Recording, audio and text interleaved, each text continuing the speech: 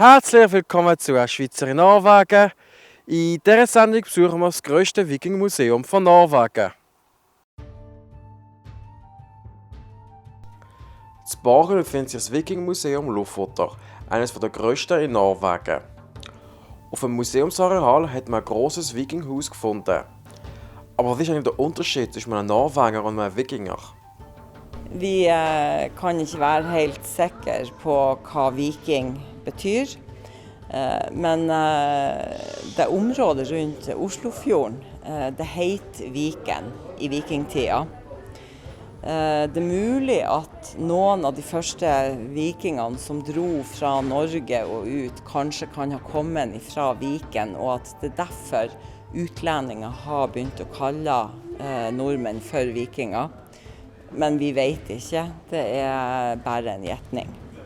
Det er kanskje den mest sannsynlige gjetningen da. Men vikinger er et utenlandsk navn på nordmenn. Ja. Die klassische Wikingzeit hat von ca. 800 bis ca. 1050 gedauert. Der Beginn wird markiert durch den Beginn der Raubzüge durch Europa und das Ende durch die vollständige Christianisierung. Aber was war die ursprüngliche Religion?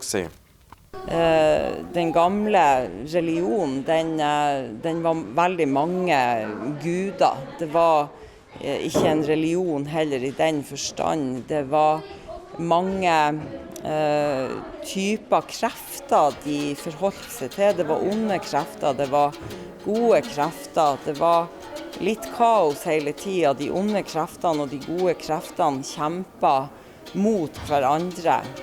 Og de onde og de gode kreftene ble navngitt og personifisert, og de inntok litt ulik ham. Det kunne være menneskeham, det kunne være dyreham. Det var så mangfoldig, det var så mange skikkelser, så mange krefter de hadde å forholde seg til. Og de trodde vel at de her kreftene eller forfedrene og noen av gudene gikk rundt blant menneskene på jorda, og de gjorde ting for å blidgjøre, for å få god avling, for å få sola tilbake etter mørketida og så videre og så videre. Så kunne de ofre ting til enten sine egne forfedre eller til noen guder. Hvis det var alvorlig, hvis at de hadde et veldig sterkt behov og de måtte gi et veldig godt offer, så kunne de kanskje til og med ofre mennesker. Man tror at de kan ha gjort det. Vi vet at de kan ha offret hester, det var jo et veldig respektert og verdsatt dyr. Som oftest så gikk det vel ikke så voldsomt for seg. De kunne sette ut grøt til forfedrene sine, eller øl på grava til forfedrene. Ja, de gjorde forskjellige ting for å blidgjøre maktene som de mente at styrte deres livsløp og verden. Das Haus ist sehr zufällig gefunden worden. Tidlig på 1980-tallet så var en bonde ute og pløyde marka, og opp av jorda kom det gamle gjenstander og kull som visste at her var det noe spennende fra gammel tid. Det ble satt i gang arkeologiske undersøkelser, og opp av jorda kom det lengste langhuset fra vikingtid som er funnet i Skandinavia. Det var et hus som var 83 meter langt, det var 9 meter bredt. Og vi kunne se etter de arkeologiske undersøkelsene hvordan huset har vært delt opp i flere rom. Og basert på de gjenstandene vi fant på forskjellige steder, så kunne vi se hva de forskjellige rommene var brukt til. Vi kunne se hvor ildstedene var plassert. Vi kunne for eksempel se hvor høysetet mest sannsynlig var plassert, for det ble funnet 5 bitte små gullgubber, gullamuletter, i ett av de takbærende stolpehullene. Der eigentliche Fundplatz befindet sich gerade neben der Rekonstruktion. Der eine Häuptling hat auch eine sehr bewegte Geschichte gehabt. Man vet at en rik og mektig person som het Olav Tvennumbruni emigrerte til Island mot slutten av 800-tallet. Og han kom fra ei øy som het Lofoter. Det er det gamle navnet på Vestvågøy, altså den øya vi er på nå.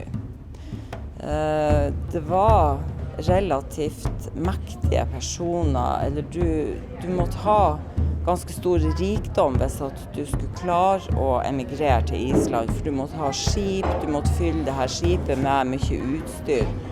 Og det var mange høvdinger i den perioden som valgte å dra til Island for å komme unna de nye kongene som de ikke klarte å bli forlikt med. Så står det i islandske kilder at Olav Tvennumbruni kom fra Lofoter, og vi tror at han var høvding her på Borg.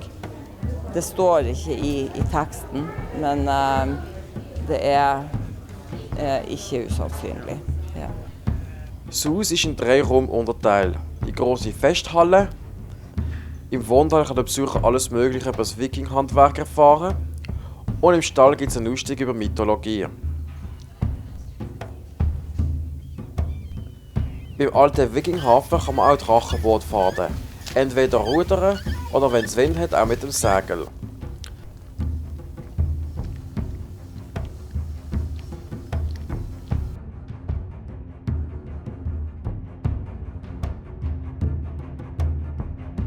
Man kann sich auch im Bogenschießen oder im Axtwerfen probieren.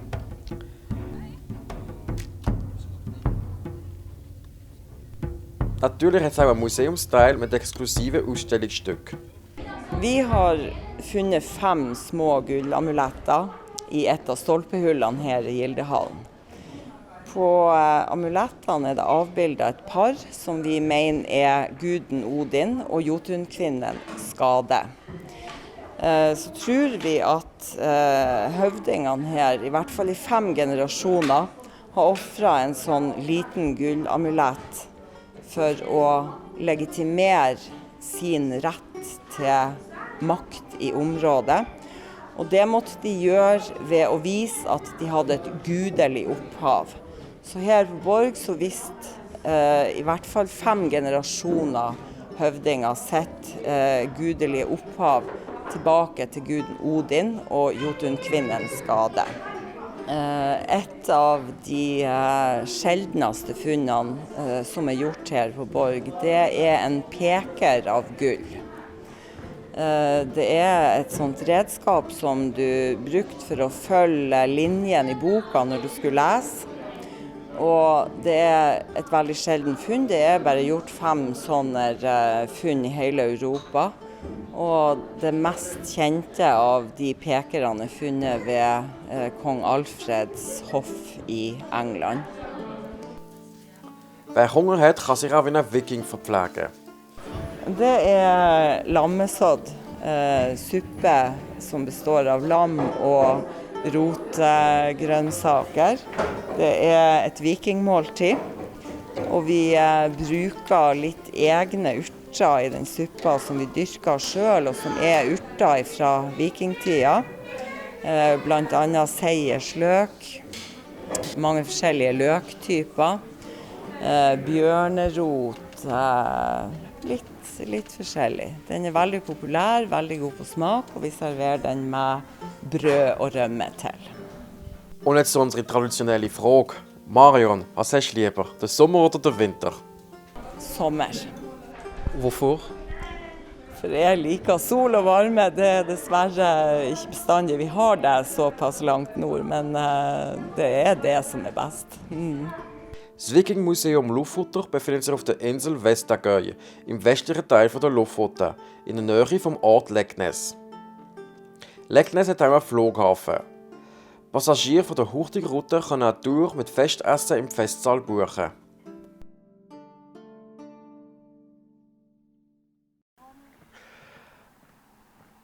So, das ist gesehen für das Mal. Wenn ihr Fragen oder Anregungen habt, schreibt mir eine E-Mail auf norwegen@bolivar-studio.ch. Alle unsere alten Folgen auf unserem YouTube-Kanal gesehen und für den nächsten Update und Informationen auf unserer Facebook-Seite. Und nächstes Mal gehen wir fischen, auf Wiedersehen und bis zum nächsten Mal.